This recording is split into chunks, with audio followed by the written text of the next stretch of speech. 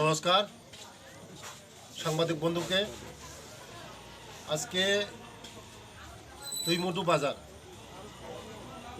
লক্ষীরাম হাতি চাকমাঘাট, এখানে চাইপে আড্ডা এবং জনতার কথা মতলব এখানে আমার মাইনরিটি ভাইদের সঙ্গে আমি বসেছি, ওয়াকফ বিল সম্পর্কে তাদের সঙ্গে আলোচনা করেছি।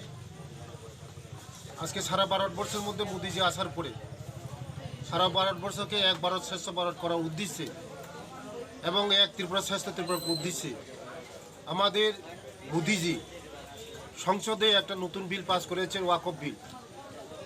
এটার সম্পর্কে আজকে মাইনরিটি ভাই আমার সঙ্গে আছে, ডিস্ট্রিক্ট এই মাইনরিটির প্রেসিডেন্ট রশিদ মিয়া, এবং এদিকে আমার ভাইরা আছে, মাইনরিটির ভাইরা আছে।